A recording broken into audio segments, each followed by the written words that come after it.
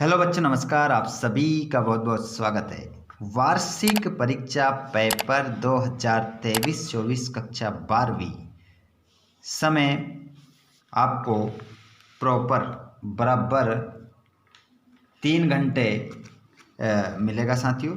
साथ ही मैं आप लोगों को बता देता हूँ, यहाँ पर 80 नंबर का आपका पेपर रहेगा। मैंने जो आप लोगों के लिए यहाँ पर सेट लाया हूँ वो सेट ABCD 4 सेट हैं कक्षा 12वीं का। सभी प्रश्न करना अनिवार्य है बच्चों। और इस पेपर में आपको क्या करना है, इससे बाहर 101% आपका एक भी क्वेश्चन आउट नहीं होगा। बस वीडियो को लास्ट तक देखिएगा। सभी 1 से लेकर 5 तक वस्तुनिष्ठ प्रश्न है जो आपके 32 नंबर के रहेंगे। तो बच्चों यहाँ पर आप देखेंगे सभी प्रश्न करना है, क्वेश्चन कोई सा भी छोड़ना नहीं है। चलिए तो हम बात कर लेते हैं प्रश्न क्रमांक पहले से। रस के कितने अंग होते हैं? रस के कितने अंग होते हैं? तो बच्चों यहाँ पर जो आपका करेक्ट आंसर होगा वो रस के अंग होते हैं 4। नाम बताएंगे आप सभी मुझे कमेंट बॉक्स में। महादेव वर्मा की 2 रचनाएं लिखिए। तो महादेव वर्मा की 2 रचनाओं की यदि हम बात करें तो एक हो जाएगी निहार और एक हो जाएगी नीरजा। ठीक है, निहार नीरजा।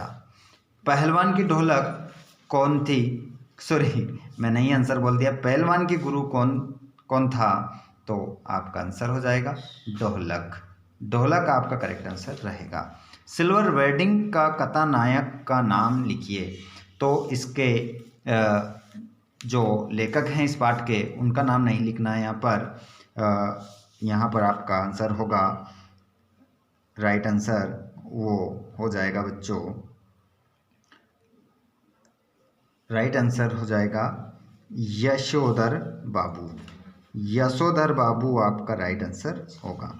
ठीक है, ध्यान रखिएगा, यशोधर बाबू। ओके, अगला प्रश्न।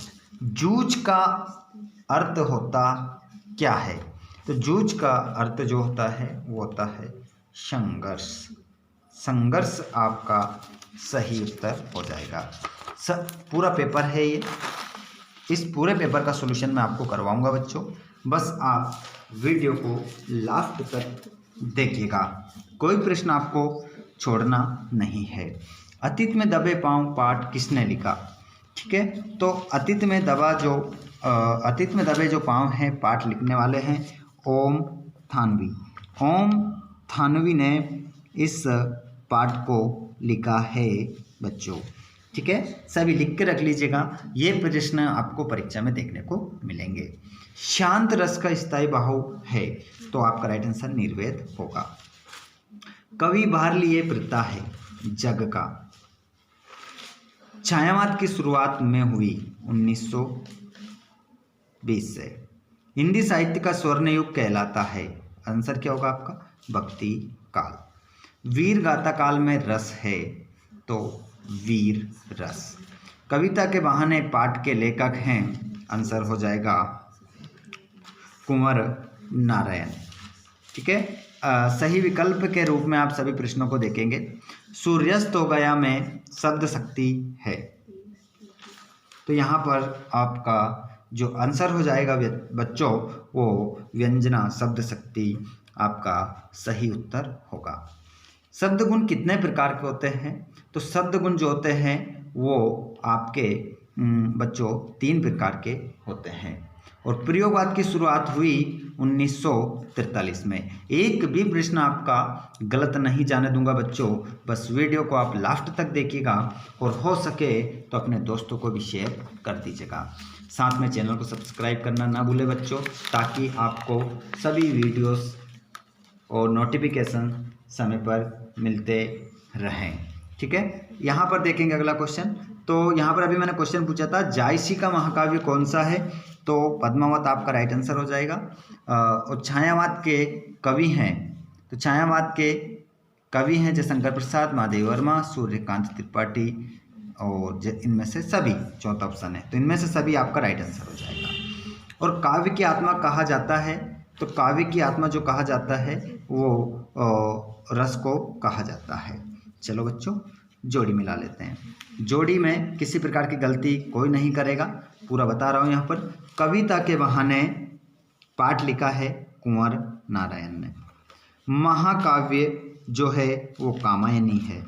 भक्तिन पाठ लिखा है महादेवी वर्मा ने। अर्थ के आधार पर वाक्य के प्रकार होते हैं, वो होते हैं 8।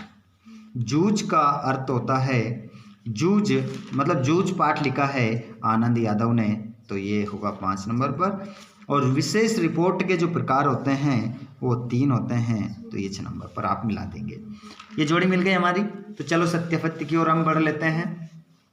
बच्चे दिशाओं को ढपली की तरह नहीं बजाते हैं, तो इसका आंसर क्या हो जाएगा? सत्य, क्योंकि बच्चे बजाते हैं, हमने पढ़ा था उस पाठ में।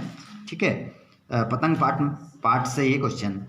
गे मुक्तक को प्रगीत भी कहा जा सकता है, तो बिल्कुल कहा जा सकता है। आंसर क्या होगा? सत्य। और शिरीष को अवधूत कहा गया है, बिल्कुल सत्य हो जाएगा, शिरीष को अवधूत कहा गया है। आगे बढ़ते हैं बच्चों हम अगले प्रश्न की ओर।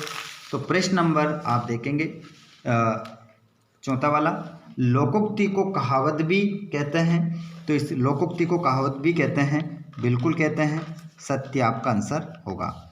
मनोहर श्याम जोशी को साहित्य अकादमी पुरस्कार से सम्मानित किया गया है, तो यहाँ पर यह आंसर भी क्या हो जाएगा? आपका सत्य हो जाएगा। ठीक है, साहित्य अकादमी पुरस्कार से उनको क्या किया गया? सम्मानित किया गया है। ठीक है, और अगला प्रश्न ये रहा आपका 6 वाला। ये 6 वाला है, नाटक की मूल विशेषता समय का बंधन बिल्कुल ना होना, कि नाटक की ये मतलब विशेषता है कि समय का बिल्कुल भी क्या ना होना? बंधन ना होना। ठीक है, तो बिल्कुल ये भी क्या हो जाएगी? प्रमुख विशेषता है, नाटक की उसमें कोई बंधन नहीं होता है। उसके बाद में प्रश्न नंबर आप देखेंगे 6 वाला। बच्चे किस आशा में जाग रहे होंगे, इसके ऊपर डाल दीजिए, छपेगा दोनों के ऊपर। अगला क्वेश्चन, ऐसे क्वेश्चन दिए हैं जो छपने वाले क्वेश्चन है, एक भी क्वेश्चन ऐसा नहीं दिया है कि जो आपकी परीक्षा की दृष्टि से वेरी वेरी इंपॉर्टेंट ना हो। दोस्तों बिल्कुल छपने वाले क्वेश्चन बता रहा हूँ, तो इन क्वेश्चनों को बिल्कुल आप ध्यानपूर्वक देखिए और सभी प्रश्नों को अच्छे से याद कर लीजिए, क्योंकि पेपर में आपको यही प्रश्न देखने को मिलेंगे। पूरा का पूरा क्वेश्चन पेपर आपका दोस्तों बन जाएगा। एक एक संदर्भ प्रसंग बता रहा हूँ, कवि परिचय बता रहा हूँ, किस किस का पढ़ेंगे। ठीक है, अभी मैंने बताया इधर यहाँ पर भी मैंने बताया है। ठीक है, यहाँ पर किसका? एक तो आपको पढ़ना है तुलसीदास जी का और रघुवीर सहाय का। बिल्कुल बहुत सारे बच्चे हैं जो बहुत अच्छा कर रहे हैं, क्योंकि हम देखते रहते हैं, कमेंट आते रहते हैं। जो 10th वाले बच्चे हैं वो 75 में से 74 नंबर लेकर आ रहे हैं, बहुत अच्छे पढ़ रहे हैं। ठीक है, हमारे इस चैनल के माध्यम से बहुत अच्छे बच्चे तैयारी कर रहे हैं। और जो 12th वाले बच्चे हैं वो 80 में से 79 नंबर तक लेकर आ रहे हैं।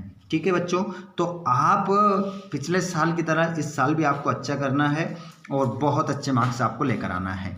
ठीक है, तो देख सकते हैं ये पूरा क्वेश्चन पेपर मैं आपको यहाँ पर जो बता रहा हूँ, इस क्वेश्चन पेपर को ध्यानपूर्वक आपको देखना है और इसका पूरा सॉल्यूशन भी आपको मैं करवा रहा हूँ, यहाँ पर देख सकते हैं आप। ठीक है, ये क्वेश्चन पेपर है जिसका सॉल्यूशन आपको मिल जाएगा हमारे टेलीग्राम चैनल पर। ऑब्जेक्टिव मैंने सभी आंसर सहित बता दिए हैं, गद्यांश पद्यांश है, इसको सभी बच्चे लगभग सोल्व कर लेते हैं। जो टॉपर होते हैं वो तो कर ही लेते हैं, लेकिन जो नॉर्मल बच्चे जिन्होंने कभी नहीं पढ़ाया है उनका एक ही क्वेश्चन आता है कि संदर्भ प्रसंग हम करें तो करें कैसे। तो भैया संदर्भ प्रसंग में कुछ नहीं होता है, पहले आपको समझना पड़ेगा किस प्रकार से हम संदर्भ प्रसंग करते हैं। तो हमने संदर्भ प्रसंग का वीडियो बना रखा है, उसमें जाइए और देखिए, अच्छे से आंसर लगा कर आइए। ठीक है, तो बच्चों यहाँ पर आप देख सकते हैं ये है आपका पूरा क्वेश्चन पेपर। ठीक है, तो सभी बच्चे जो भी जहाँ से इस वीडियो को देख रहे हैं भैया, आप सभी अपने दोस्तों को शेयर कर दीजिएगा और चैनल पर पहली बार आए हो तो चैनल को सब्सक्राइब कर लीजिएगा, ताकि आपको वीडियो इसी प्रकार आगे भी मिलते रहें। बच्चों धन्यवाद आप सभी का जो आपने इतना समय दिया। आप कमेंट बॉक्स में ज़रूर बता दो कि आप इस वीडियो को कहाँ से देख रहे हैं। Thanks for watching. जय हिंद।